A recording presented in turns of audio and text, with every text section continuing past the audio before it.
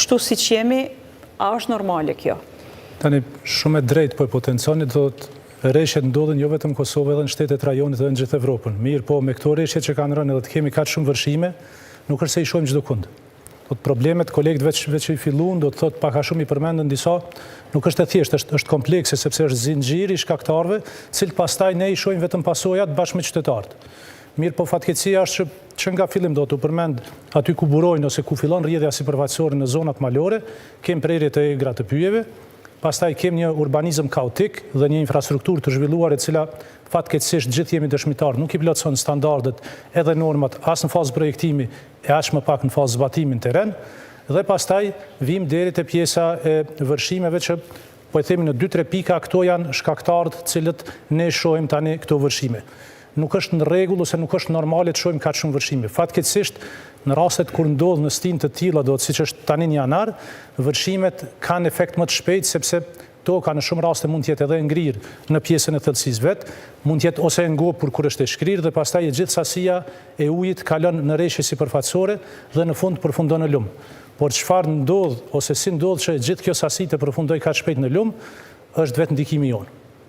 Do të shohim, po e marrin qoftë Prishtinën ose Fushë Kosovën ose gjitha zonat urbane, kem një betonizim të hatashëm, kem ndërtime do të gjitha zonat e gjelbërta pothuajse po zhdukën dita ditës dhe nuk i shohim.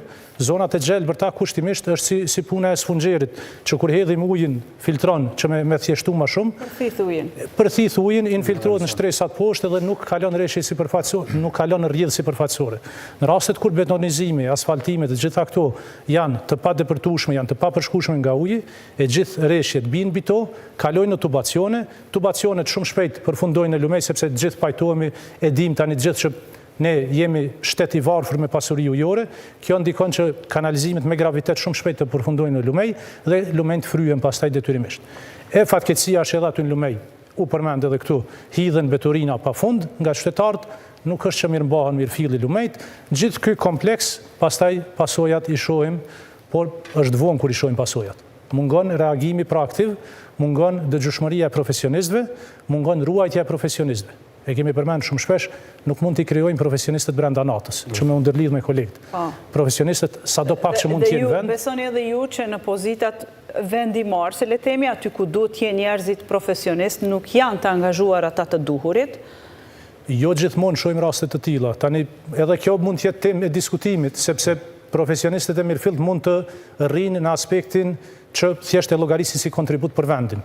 Në fund të ditës, një profesionist i mirë, kur mban një pozitë dhe mundohet të ruaj kredibilitetin profesional dhe të sjellë të mira vendit, kjo në demokraci mund përkthehet si patriotizëm, sepse ne dimë që institucionet publike nuk ofrojnë pagë të mirëfillt për të mbajtur një ekspert brenda.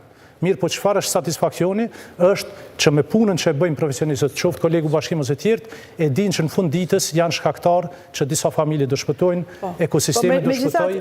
Ekziston përshtypja që në institucione janë njerëzit profesionist, po se që mungon komunikimi ndër institucional, ndërveprimi në raste të tilla, më tepër në aspektin e parandalimit së sasanimit të dëmeve.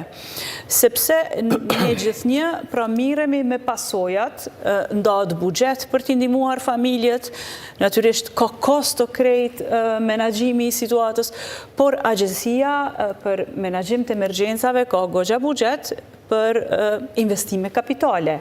Ne nuk i dim nëse po bëhen investime kapitale paraprakisht para se të na ndodhë një situatë e tillë. Dhe ju nga përvoja juaj keni parë të bëhen investime para se të vinë në këtë katastrofë? Po cili do qoftë? Këtë çështje mendoj se duhet të bëhen në disa rrafshe. Do të për të menaxhuar situatën si të tillë, të jemi në rrafshin meteorologjik ose të parashikimit të hershëm që e bart institucioni, pastaj problemi social apo vedijen e qytetarëve për menaxhimin e burimeve ujore, mbeturinave e tjera, pastaj çështjen e licitacionit apo çështjet institucionale dhe në fund vim te kjo që tani ju sapo e ngritët çështjen, unë po e quaj më shumë të integritetit profesional.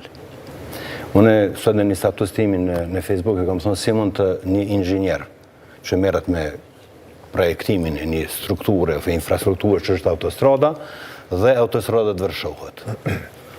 Do thotë është diçka që është vështirë me arsyetu si një profesionist mund me rënë ndikimin, po themi nëse guxojmë me thonë, ose ndikimin e politikës, ose ndikimin e efekteve tjera. Bizneseve.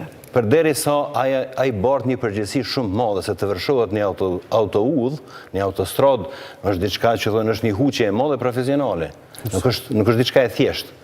Mund të bëjmë gabimet e tjera, për në gabimet e tillë nuk guxojmë ta bëjmë. Do të për me qenë të sigurt se në infrastrukturë që ne e ndërtojmë, si faktori njeri, kur e dizajnojmë atë, ajo duhet dimensionu në mënyrë të saktë, duke u bazuar në dhëna historike minimumi 100 vjeçare, të një periudhë të kthimit hidrologjik, apo edhe 1000 vjeçare, sot ekzistojnë programe kompjuterike që edhe për 1000 vjet edhe për 10.000 vjet nëse ka nevojë mundesh me nxjerr themi një maksimum të mundshëm të rreshjeve për me pose një maksimum i caktuar i rreshjeve mund me shkaktu domet e tilla dhe pastaj në bazë të asaj dimensionohet një gyp, një kanal, një rrugë, një lëshus, një gyp kuluse, kështu me radhë. Është problem të krijohen kanale, sepse ne e dim fare mirë që një pjesë e konsiderueshme e Evropës ka sasi treshurash në mas të madhe të vitit, por ja që nuk ka përmbytje tilla, krijohen kanale, krijohen tubacione, orientohen ujrat,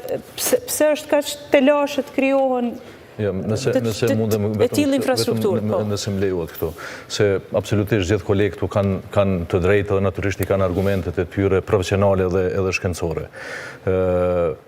Përmbytjet nuk ndodhen vetëm te ne. E qartë. Përmbytjet unë i pash edhe sot i përcolla dhe në Itali është një situatë me thonë kaotike, për shkak pikërisht sasive të rreshjeve. Shtetet të cilat janë të zhvilluara, të cilat kanë kapacitete edhe teknologjike, edhe institucionale, edhe profesionale, edhe shkencore, edhe gjitha, janë duke u ballafaquar, domethënë çdo ditë më tepër me këto faktikisht domethënë probleme këtë rast thatësirat ose përmbytjet apo vërshimet. Po themi këtë, nëse për një periudhë shumë të shkurtë kohore, si në rastin tonë, brenda për shembull 6 orëve, bin mbi 50 mm rreshje me një region caktuar, kur e shpjegoj shumë mirë Sokoli, do thotë tani është sezona e që dimrit e është toka e ngopur me ujë, domethënë nuk ka kapacitet për me kapërdi më tepër. Avullimi është zero, nuk ka avullim e kështu me radhë, dhe atyre sasi që bjen domethënë me ne organizohet përmes rrjedhave, se ne dimë se lumetet ne kanë karakter malor, shumica, organizohen shumë shpejt. Domethënë për një pak kohë, domethënë vërshojnë, bëjnë dëme dhe ikin prej territorit të Kosovës. Natyrisht, po them është e pashmangshme mos me pas pasojat e tilla, por pasojat na nuk kem nevojë asgjë me zbulu as me shpik, vetëm se me punu drejt edhe me punu me standarde, me kritere çfarë duhet. Andaj pyeta, është problematike të menaxhohen. Nëse për shembull llogaritet intensiteti i rreshjeve, po supozojmë për Prishtinë, Pompej, për një periudhë caktuar kohore, dhe themi kështu, nëse kanë rënë brenda 3 orëve, 30 mm, inxhinier që merren me projektim, domethënë të ujrave atmosferike, të kanalizimit e kështu me radhë, më herë din thotë se këto janë pamjaftueshëm për me kapërdiqat sasi të ujit.